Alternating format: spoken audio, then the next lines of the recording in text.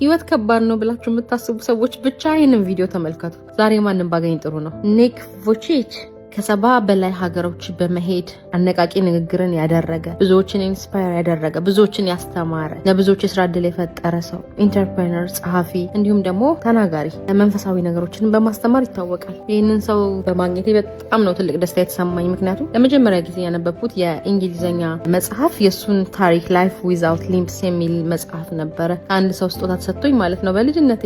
ዓለም ላይ ባገኛቸው ብዬ ከመመኛቸው ሰዎች ውስጥ አንዱ እሱ ነው። እንዴት እንዳገኘሁት ሌላ ጊዜ ነግራችሁ ያለው ግን ሰው የሆነ ነገር ከፈለገ ማድረግ እንደሚችል እሱም በማግኘቴ ብቻ ማረጋገጫ ሆኖልኛል። እኔና ይሄ ሰው እግርም እጅም ሳይኖረው ዓለም ላይ ተጽዕኖ መፍጠር የቻለ ሰው ነው። እናንተ እግርም እጅም ኖሯችሁ ህይወት ከባድ ነው ማሸነፍ አይቻልም የምትሉ ከሆነ እንደሱ ብትሉስ ምን ትሉ ነበር? ስለዚህ ህይወት ከባድ አይደለም። ይሄ ሰው ከአውስትራሊያ ተነስቶ አትችልም፣ እንዳይመጣ አይሆንም፣ ትምህርት ቤቱ ለሱ የሚሆን አይደለም ምናምን ከሚባል ዓለም ውስጥ ወጥቶ ዓለም ላይ ደግሞ ተጽዕኖ መፍጠር የቻለ ሰው ነው። በጣም ብዙ ሚሊዮኖች እሱን ለማየት ይጓጓሉ።